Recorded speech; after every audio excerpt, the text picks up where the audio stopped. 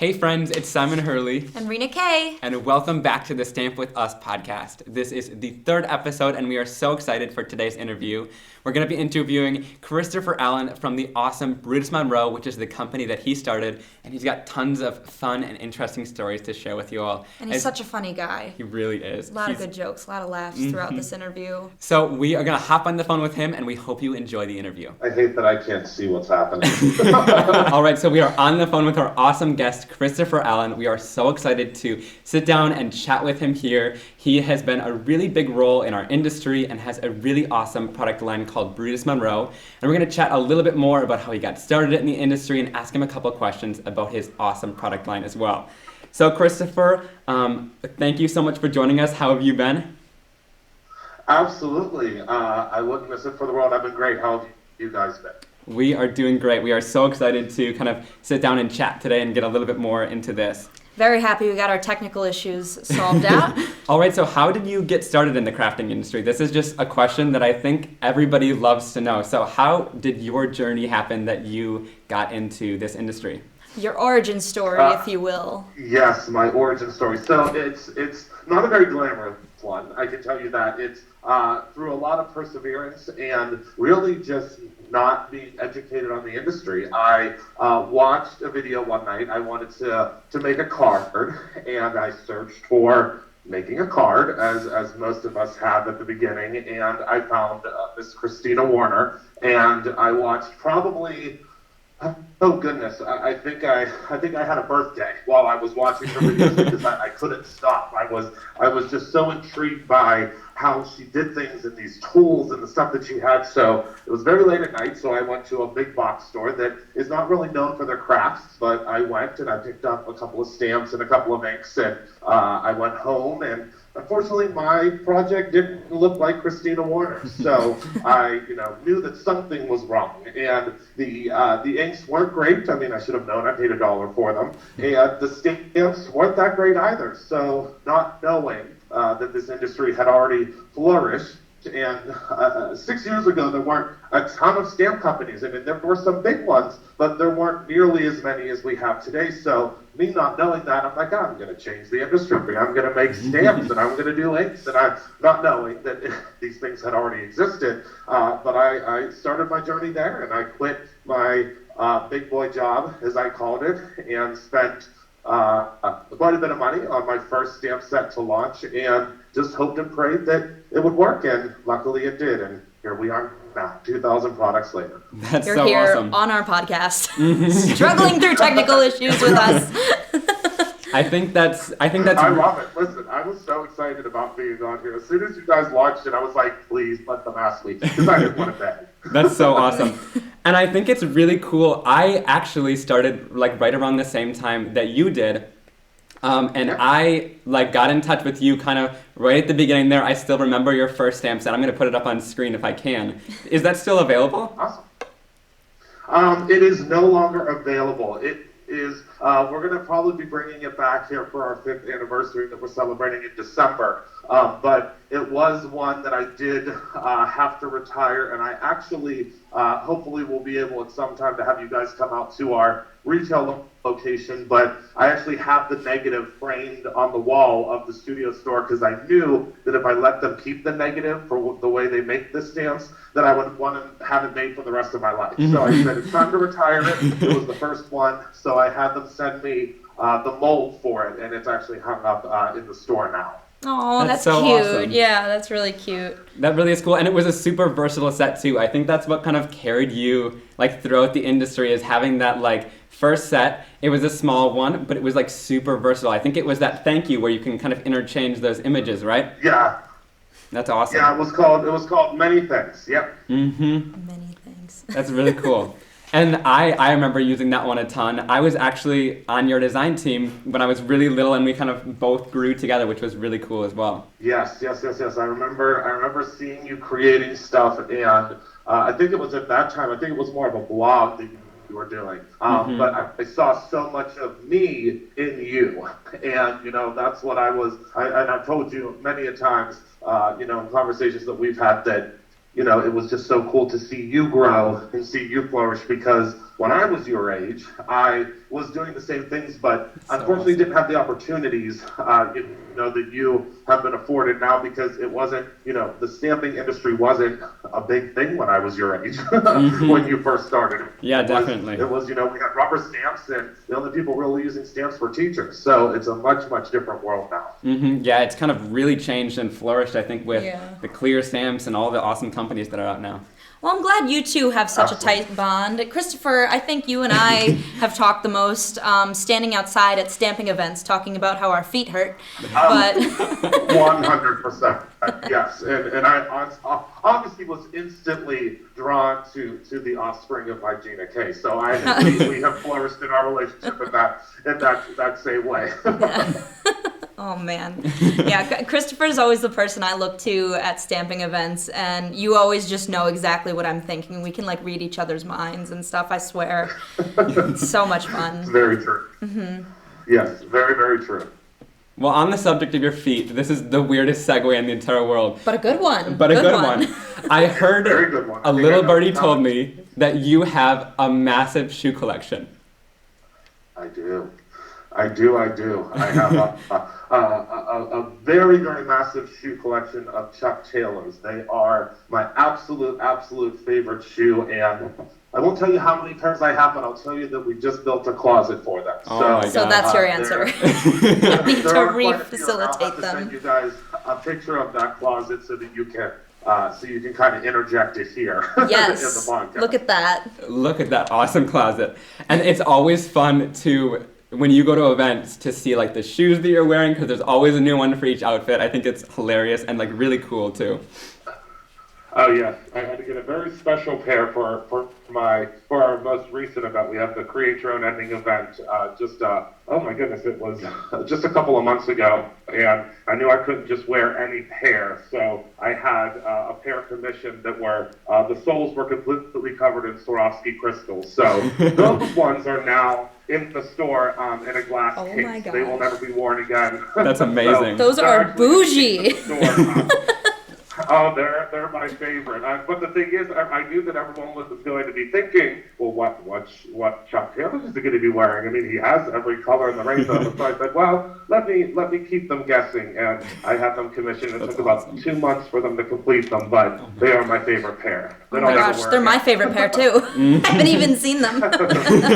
Oh, that's so cool. That's really awesome. And I think it's so cool that you have that huge collection, and they are able to do some fun things like that with your different shoes that you wear for each event. Do you think of them as names of ink pads or names of markers? Because when I look at 100%. Yeah. Well, the thing that's very odd, that's a little known fact about Chuck Taylor, is they don't give them specific color codes or anything like that. They give them a name, but there's no way to know what the color name is once you already have the Chuck Taylor. So they give them a name when you order them, but there's no defining or definitive name on the shoe. So what's fun about that is once I get them, I can kind of remember what the name is, but I like to give them different color names because, whenever they say, burgundy or something like that, I have quite a few that are different shades of burgundy, but I like to give them different names, so it makes more sense to me. Probably helps you come up with new colors and stuff, and new products. It does, yes. Yes. So I wanted to talk to you a little bit more about Brutus Monroe as well. You guys have a very distinct and really awesome style over there. How would you, I get this question a lot too, and it's kind of a difficult one, but how would you describe your style in a couple of words or a couple of sentences, kind of describing the look and feel of your brand? Oh, absolutely. So Brutus Monroe was a concept name that was actually named after my miniature pincher, who passed away about 11 months ago now. But don't worry, his name will live on forever every time someone answers the phone here at the store, or anytime anybody wears a shirt. That's kind of why I named it that, because he would never truly be gone. But I like the style of Brutus Monroe because when I started in the industry, there was a lot of what you would consider for then very masculine stamps and also very feminine stamps. And you could tell, what were the more feminine designs and what were the more masculine designs. And, now in almost the year 2020, we don't have those definitive guidelines anymore. You know, anything could be masculine and anything could be feminine. So I wanted to create a brand that mixed the two really, really well. And the name Brutus Monroe, which was, you know, my dog's name long before I thought of creating a company, was what encompassed that. I mean, Brutus is probably the most masculine name that I can think of, and Monroe, the latter, the most feminine name. So by putting Brutus Monroe together, I was able to create a style that was super masculine and also super feminine, and really just what was in between, what that undefinitive line of, you know, masculine and feminine is, and just something that was cool and edgy and different. And I think by naming it Brutus Monroe and not naming it after myself, I could also do a lot more, because it didn't always represent, just me. It represented everything. So that's I think something that was really cool about how Brutus Monroe came to be. That is really cool. That's awesome. that name is. I didn't even think about that. How nice it flowed. Because when I hear Monroe, I immediately think of like Marilyn Monroe and like the big red lips and the mole and everything. And then Brutus. So when I think of Brutus, I think of like you know, like Caesar and you know, like war and things like that. So it's fun. Yeah, that's really cool. That's really good really idea. Cool to hear. And I think that I always knew that it was your dog was the first one, but I never knew that it was Brutus Monroe, because you were kind of incorporating both of those. And I think you, like you said, you did a really good job of that. There's always there's been wrenches in our industry, and then there's been really floral images and nothing really in between there. And so your brand kind of really brings that cool in between that you can use whether you're a guy or you're a girl, or, you know, giving it to different people, which is really awesome. I wanted everyone to be able to use our stamps, and not just, you know, gender specific, so to speak, but I mean young and old. And, you know, I didn't want anyone to look at our stamps and be like, that's really different. And, you know, I have pushed the envelope quite a bit in this industry, but I'm not going to stop that anytime soon. Yeah, it's always funny, because my mom always talks about making masculine cards, and she's like, what's the most masculine flower? Because she has a ton of flowers in her inventory, and that's just funny. Yeah, it's really cool though that it's that name. It just flows so well, both 2 syllables each, very easy to remember. And I don't know, everyone always, that's the first thing. Well, first they ask if my name is Brutus Monroe, and then once we get over that, they're very confused at how it came to be, because it almost sounds like a clothing brand, or, you know, Brutus Monroe sounds like it should. It's a brand of some sort, but you don't know what brand it is. And I think that, you know, Epic's kind of you know, thought process behind, well, what is Brutus Monroe? And I think as long as someone is always asking a question about your brand will live on forever. That name could be like the name of those Swarovski Chuck Taylors you were wearing. That could be the name of that. You may see something coming from Brutus Monroe and Converse in the future. So just keep your eye peeled. Oh, that's cool. That's awesome. Well, I wanted to talk to you too, because you said that Brutus passed away, and I'm really sorry to hear that. But I also heard that you got a new little one named. Can you tell us a little bit more about her? Yes, we do have a new little one, and her name is Minnie Monroe. So she is a new miniature pincher. I just got her in June, and she is a lunatic. She is but the best lunatic that I've ever met, and she came at just the right time, because I was preparing to expand the Brutus Monroe brand, and we actually took over the building next door to us at the store, and it was going to be our studio space where we would do classes, and we would do birthday parties for kids and kids classes and stuff, and I had no idea what to call it, and it was a miniature version of the Brutus Monroe space. So Minnie Monroe just made sense, so we called it the Minnie Monroe Studio, and now we also have Minnie Monroe, the miniature pincher. So she's definitely taken on the legacy of Brutus Monroe, and I always say, you know, who doesn't love a female CEO, and she's it. So we're rocking right women along representation. Definitely, that's awesome. She's the new CEO. She's taken over. Yeah. She is. She is the K9 executive officer, and she knows it. That's awesome. I would talk to Christopher at stamping events because I usually bring my little dog Mishi, who is a lunatic in his own way too. And I asked him, we were at Junkie Fest, and I was like, "Where's your new dog?" And he was like, "Where she belongs, at home." He looked so stressed. Where she was content, where she could be, put into a little kennel when she starts getting crazy. She's gotten a lot better now. She's 7, but she's a puppy, and I hadn't had a puppy, and our other dog is 7, so I hadn't had a puppy in 7 years, and you kind of forget what it's like to have a puppy until you have a puppy again. And you're like, oh my gosh, it's 3 a.m. Where are all my socks? Yeah. I'm so stressed.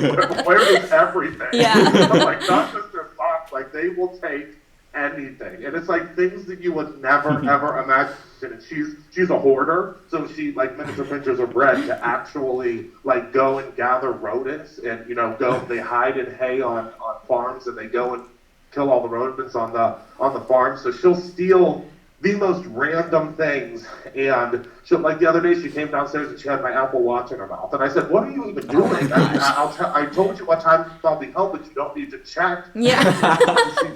she takes everything, and she's getting a lot better, but it's now become a game to her of what she can steal and how quickly she can run into the other room with it. So it's getting better though. Yeah, puppies are difficult. Mishi, I don't know what Pomeranians were bred for, but it definitely wasn't anything like helpful. They're probably bred to steal stuff and hide it from you. But he has this little like pack rat den under my bed that has like plastic bags and lotions that I haven't found, and just my hopes and dreams. Anything he can take away from me is underneath there, and I just like look under there and I'm like, well, I guess he can have it now. I'm not going to go under the bed to clean it out.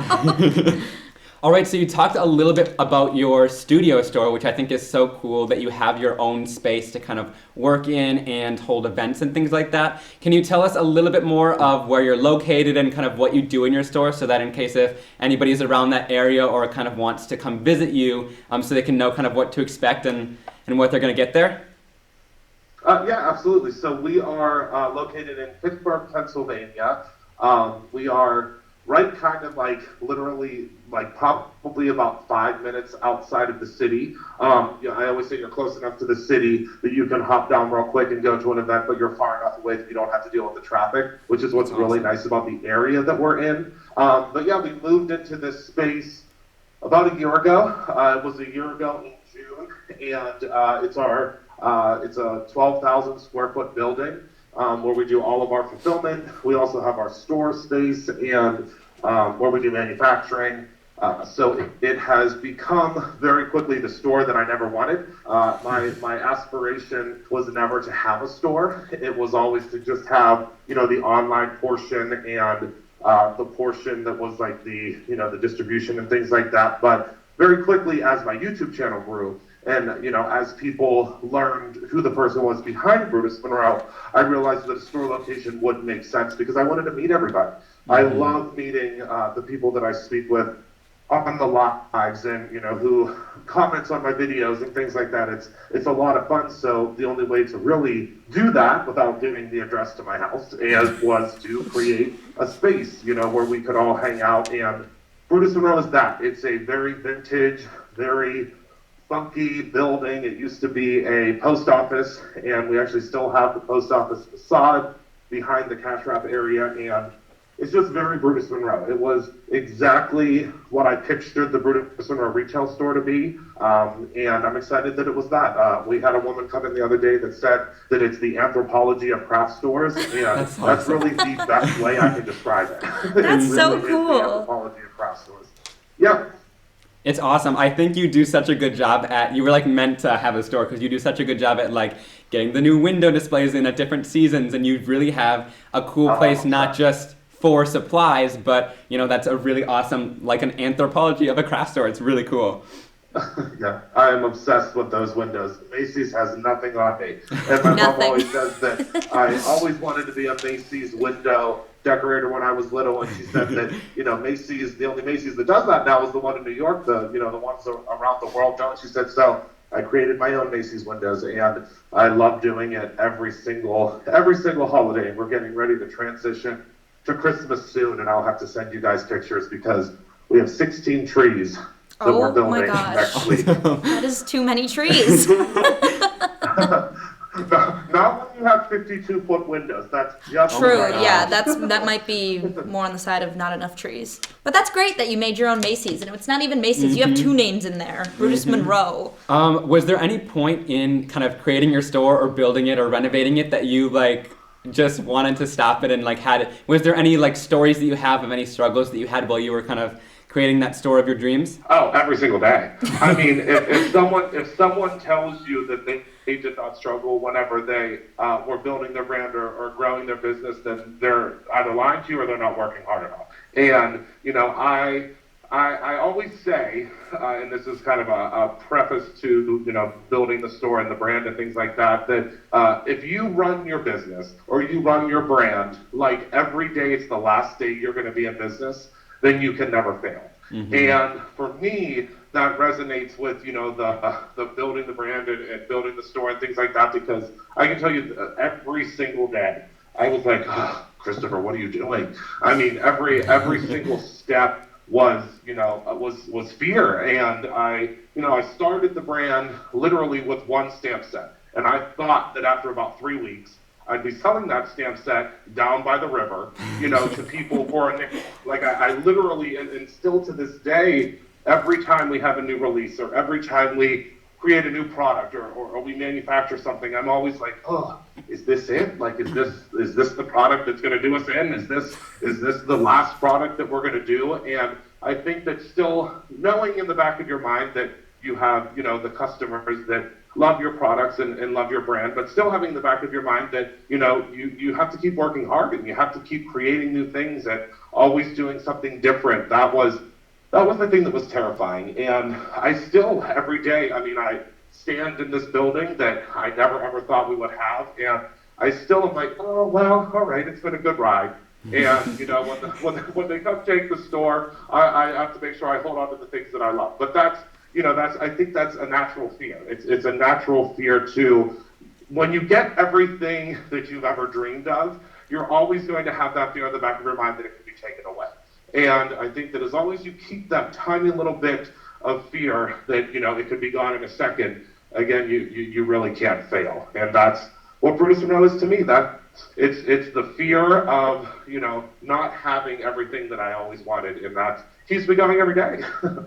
Definitely. I think you're so right on that point where it's like once you start becoming too comfortable with your line, then you're not doing you're not doing it right, because even when I have a new release too, it's like even when you're trying something new or anything, that people are going to like it, but there's always that little fear in the back of your mind like, oh no, we're going to have a million of these in the warehouse afterwards. Yeah. Gonna have a bed made of my like, own stamp sets. What do I do? You know what I mean? I can't. It's you can't melt down photopolymer. It's done. So same thing with rubber. It stays the way it is. So it's we are in a very permanent industry. We are in an industry where we are creating a finished good that is that finished good forever. We're not in an industry where things can be reinvented all the time. I mean, obviously we do have some things that could be reinvented and done different ways, but we are in a very it's done. And let's hope everyone loves it. And luckily, for the two of you, many have, and I am one of them, one of the biggest fans of your lines as well. Well, thank you very much. We are a huge fan of your line as well. I really think that what you create really brings a lot to the industry, and you have done such a good job at just kind of reinventing the wheel, like you're saying. You really come out with some really awesome stuff. I don't sleep. Motto of Brutus Monroe. I had to schedule a sneeze the other day, so you'll understand. So what is one product that kind of helped define your brand? Because we keep talking about kind of coming out with new things, and I think you've done a really great job at that. What was one product kind of in the growth of your brand that might have been an afterthought, but you might have just kind of helped your growth, or people really caught on with that for your line? Oh, absolutely. That I definitely think that was our embossing powder.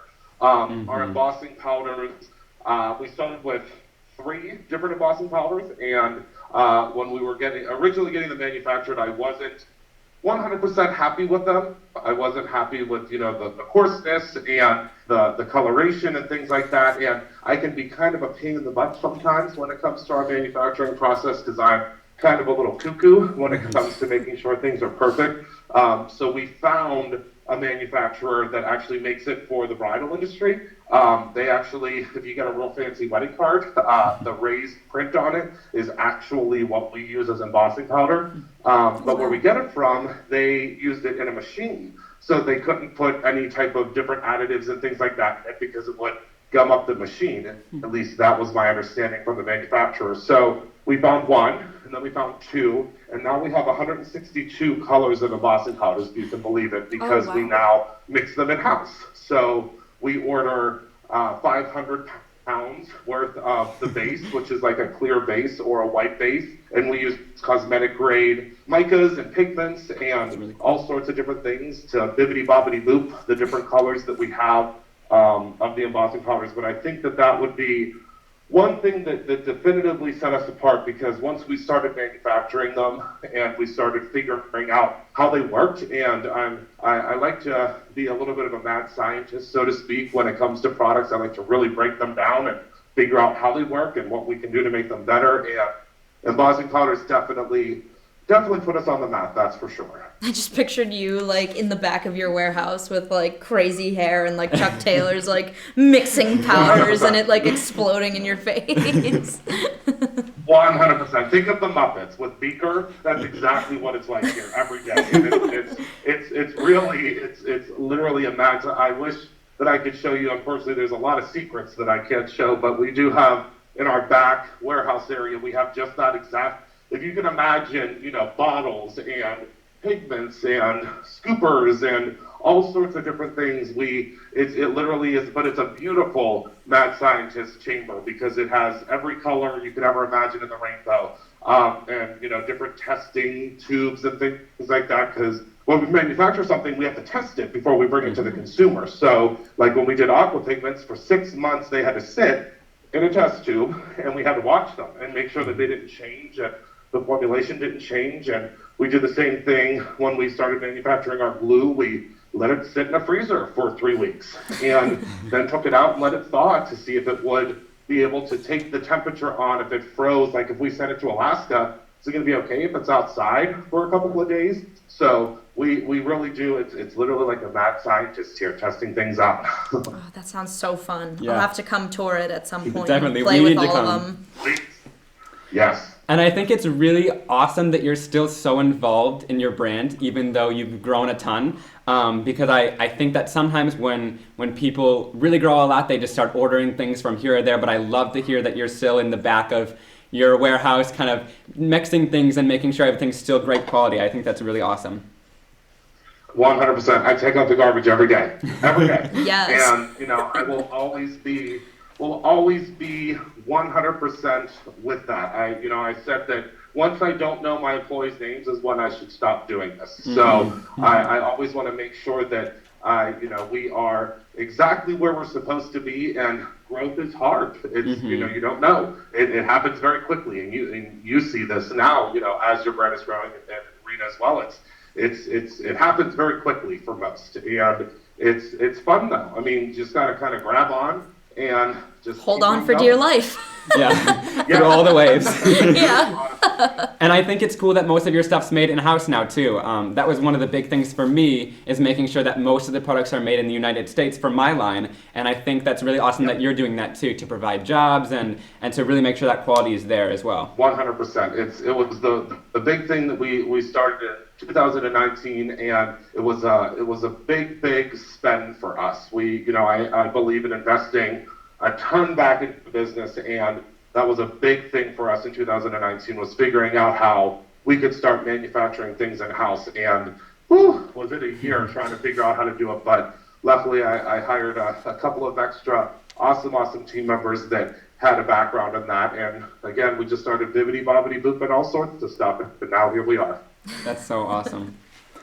I wanted to talk a little bit about, you talked a little bit about what you do, kind of emptying the trash out every day, but what does a typical day in your life look like? Well, first of all, nothing's ever typical, so we'll begin there. It never is a normal day around here, but I start my day every day around 5 a.m., sometimes quarter till 5, and I get up, and my number one rule is I do not touch my phone until I get a shower, I take a walk, and I eat my breakfast. That is my number one rule, and I would hope, and if no one listens to anything else on this podcast, please listen to that. Every day, I believe that everyone should separate themselves from what is social media and email and things of that nature, because really that can define your day, right? I mean, if you look at your phone and you have a bad email, or you have, a rude message or whatever that may be, that can absolutely define your day. So I always start my day with a walk, a shower, and then my breakfast, and then I'll start checking my email. I go into the office every single day, or come into the office every single day, which I think surprises a lot of the customers that come into the store, that I'm always here. I rarely, if ever, work from home. It's really hard for me to work from home because the creativity is my incredible employees and our amazing partners in creativity, which is what we call our customers. I need that. I thrive when I have different things around me and different people giving me ideas and kind of tweaking things and stuff like that. So my typical day is really just being here at the store. I go through, we have design meetings, we have the subscription meetings, because we have 8 subscription products now. So we sit down every day and we go through where the progress is with that. We also have design meetings. We have production meetings, because we now have lasers here at Brutus Monroe. So we have 2 production managers that do all of our laser cutting and stencils and things like that. So my day is majoritively meetings, which isn't that fun.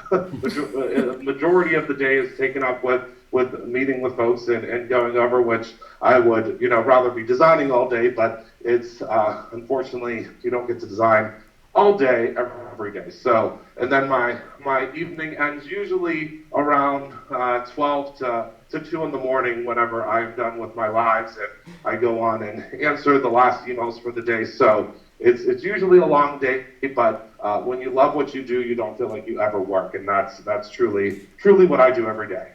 That's really cool. So for someone that is currently in a math class, going to bed at 2 a.m. and waking up at 5 equals not a lot of sleep. That's crazy. No. It's. I mean, I try to sleep on the weekends. That's usually when I catch up on sleep. It's hard because when your mind, and both of you know this, you are both very creative people. It's hard to shut off your mind sometimes, and it's hard to stop thinking of ideas, and it's hard to stop. When I sleep, I will oftentimes wake up and I have a notebook next to my bed, and I'll jot things down, and it's almost like I sleep design. Like I wake up, I write something down, go back to bed, and then the next morning I'm like, oh my goodness, I'm a genius, because I forgot that I did it. So I'll wake up and I'll see this note, and I get excited that I sleep designed something, and that's really, truly not a lot of sleep. You are right. Now that I've said it out loud, I'm probably going to take a nap after this. But it's not much sleep. But when I retire, I'll sleep. But I don't even know when that will be. That's so cool. You should make a line of products called Sleep Designs, which is just everything you come up with in your sleep. I mean, I'll buy it. I would too, yeah. Might have just been invented right now. That's awesome. And that's so funny too, because I do the same thing. I'll wake up and I'll either put it in like a voice memo or my notes, and then I'll look at it and I'll be like, that was pretty cool. That's a good idea. It's the best. It's sleep designing. I like it. Trademark that. Let's write that down. Let's do it. I'm trying to think of when I get my ideas. I don't really have ideas. I feel like I just accidentally make something, or it'll just hit me when I'm walking Mishi like your and brick cleaning pattern. up after. Yeah, that was a mistake. All of mine are just mistakes, I feel like, and then they end up being okay. But some of the greatest designs are mistakes. You know what I mean? Definitely. That's my motto. Some of the greatest designs I've ever seen are when you weren't even meaning to design, if that makes sense. And when you see things that are out there in the world that you're like, wait a second. Like, for instance, the other day I opened up a freezer at my friend's aunt's house, and it was a freezer, I think, from like 1962. And I opened up the freezer, and on the inside of the freezer there was a pattern, and it was like this, I don't know, it was like different, it was supposed to look like frost or like snowflakes. And I looked at it and I was like, oh my goodness, that would be a fantastic stamp. So it was just something so accidental that I opened up the freezer. I mean, I didn't design that, but it gave me an idea for a really cool stamp. And I mean, I would call that kind of accidental designing. Definitely. Yeah, that's so cool. That's so smart. And I think it's really funny because I do the same thing. I'll walk around with my phone and like I'll just be hanging out with my friends in like Target. And I'll walk around and I'll go. Oh yeah, absolutely. I'll either go up to somebody's like shirt pattern like really close, or I'll go up to like a product that's on the shelf and I'll take a picture, and they're all like, there goes Simon getting his stamp designs again. Just trying to get toilet paper at Target, like. I know, it's so true. I have a stencil that I just released 2 months ago that was actually the carpet at a hotel in New York City. And That's cool. It was funny because I didn't think of it as a stencil, but I took a picture and put it on Instagram, and everyone was like, that'd be a great stencil. I said, you know what, you're right. And now it's a stencil, and it was literally carpeting at a hotel that I stayed at. That's hilarious. I usually spend most of my time trying to avoid looking at the carpet in hotels. Yeah, you're like, that's Not gross. thinking about it as much as possible. Well, I had just purchased my very first pair of leather Chuck Taylors, and I took a picture of the Chuck Taylors, and that's where the scene the carpet came to be. And I wanted them to look at the Chuck Taylors, not the carpet, and all they kept saying was, that'd be a great stencil. Yeah, and you're I was like focus on me. Focus on my Chuck Taylors. Yeah, look at these Chuck Taylors that are leather that have never existed before, and you're worried about the carpet. It's so funny too, because you're right. It's not even the ones who design the stamps and stuff like that. It's like, just as a crafter, like I was teaching a class in New Jersey the other day, and we're all kind of in hotel rooms next to each other, and somebody walked out of the room and they go, I was just looking at the painting in the bathroom, and I think that would be a good background stamp. And it's just funny, like, that everybody's kind of thinking of that same stuff, and that we get to take those ideas and change them up a little bit and make them into our line, which is really awesome. Yeah, at Junkie Fest, the hotel beds, they had this like weird design on the back of all the beds, and someone was like, is anybody going to make a stencil out of the back of the beds? And like a ton of people agreed. Do you remember that? Like 3 people already had them. Oh Like, my gosh. raised their hands. That's like, hilarious. we already have a stencil that looks like that. Would you mind maybe giving a little bit of a sneak peek of something that you have coming soon? You totally don't have to, but... If not, you can hang up the phone and never talk to us again.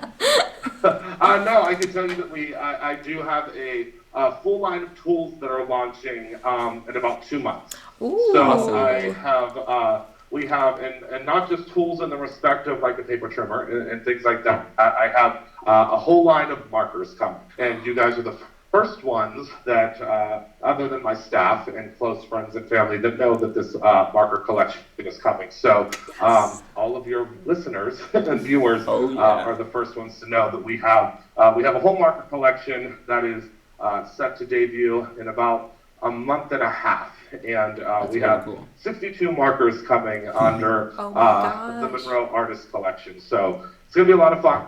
It's something that I've always wanted to tackle, and it's, I like a challenge, and markers were definitely that. So I'm really excited to be launching those.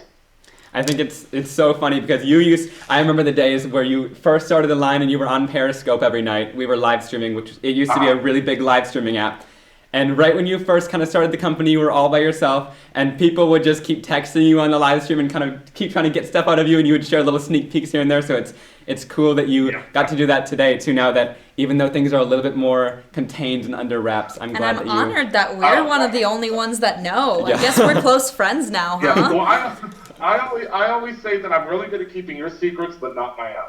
I'm terrible at keeping Brutus Monroe secrets, and I think it's just because I get so excited, and I'm sure that both of you, have had that excitement when you're getting ready to launch something or you have a new line of products coming, and for me it was, the dreams that were coming true, and it was, the licensing deals and things like that. My biggest secret ever that was the most difficult secret to ever keep was when I had my licensing deal with Decafoil and Thermoweb, which your mama has as well. She does. And it was that was the most difficult secret and the longest secret that I had ever kept, because when I was, my goodness, probably 6 or 7 years ago, I was at Michael's buying Decofoil, and I was That's like, so awesome. goodness, this is the coolest stuff. This is so neat. This is something that's so different. You can do so many cool things with it. And it was just so crazy to think now I have Decofoil. And so cool. it's, you know, if anybody ever thinks that they can't do something, and anybody ever thinks that something is impossible, just remember that I was buying the same thing with my name on it 6 years ago. And it's anything is possible. You just have to really, really work hard and want to do it. And that's the thing that's so exciting about this industry, is we get to create things every day, and it's not just products, it's the finished, you know, project after that product is created. So there's never a dull moment in the creative industry, that's for sure. Definitely. I think it makes me so happy that you said that, because anybody out there can really, if you put your mind to it, you can really accomplish anything. I remember there's still these little like family videos that we might have to leak on the internet or sometime of me working with Rangers products when I was 11. And that was one of the biggest secrets I had to keep too, was that licensing deal with Ranger now, which is so exciting. I mean, I've been working with Rina K products since the day it came out, so we'll have to leak those videos too. Had a kind of a direct connection, if I could say, but that's so funny because All right, I'm very close with the manufacturer. Yeah, you were first. So Yeah. You definitely are the winner of the very first licensing deal. Yeah. It's so cool with the Decofoil though, because Decofoil is what actually got me back into stamping.